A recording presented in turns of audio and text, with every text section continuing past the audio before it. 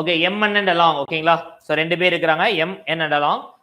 Circular ட்ராக்ல walk பண்றாங்க. They start at 5 AM 5 மணிக்கு ஃப்ரம் த சேம் பாயிண்ட். என்ன டைரக்ஷன்ஸ்பா?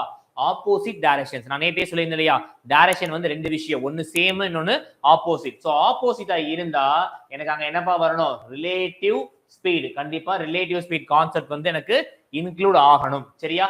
MN and walk at the speed of என்னப்பா அவங்க ஸ்பீடு கொடுத்துருக்காங்க 5 rounds per hour 2 rounds per hour. அதாவது எம் வந்து 1 மணி நேரத்துக்கு எத்தனை ரவுண்ட் அதை கம்ப்ளீட் பண்றாங்க அப்படின்னா 5 ரவுண்டு.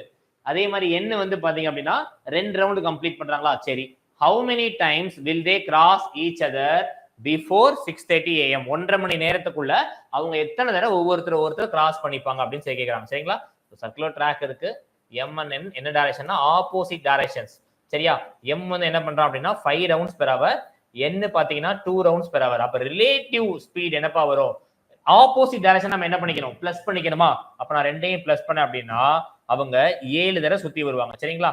அப்ப 7 ஓகேங்களா ரவுண்ட்ஸ் இன்டு டைம் என்னப்பா இருக்கு? டைம் பாத்தீங்க அப்படின்னா 5 மணில இருந்து 6:30 வரைக்கும். எனக்கு 7ங்கிறது ஸ்பீடா வச்சுக்கலாமா?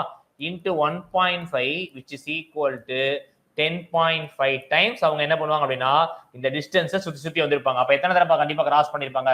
10 தடவை கண்டிப்பா கிராஸ் பண்ணிருப்பாங்க.